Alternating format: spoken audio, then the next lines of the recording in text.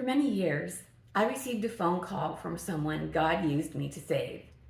And then years later, God used that situation to become the key to help rescuing someone else from the edge. This is a true story about a boy named Ben, who I met when I was teaching in the art department. Ben was a student who didn't want to work on his assignment, as many of the students didn't want to participate. They were not academically inclined, and so they were pushed off to the VOTEC and left there to do whatever they want to do. I took on the challenge of these students to help them.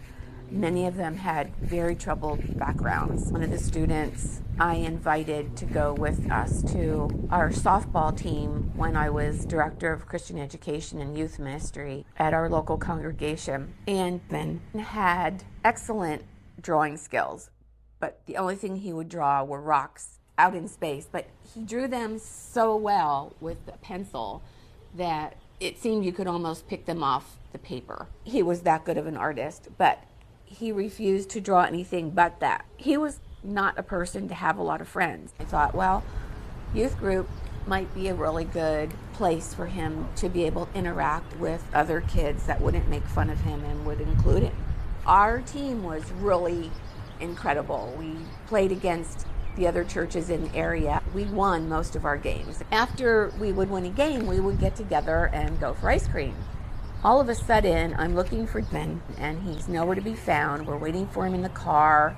So I'm like, I need to go look for this kid. I found him way out in the field on a park bench, and I sat down next to him. And we had a long conversation because he shared with me that he was planning to take his life, that was his goal following this particular softball game. And I don't remember the details because I know oftentimes God gives me the words to say. They're not from me. I just let God use me as a vessel. And the beautiful thing was he decided that his life was worth saving and keeping, and he didn't want to end it. So he came back with me and we all went for ice cream. Ben was a changed student after that day. He would do any assignment he was asked to do. And in fact, there was a contest for the pagoda landmark.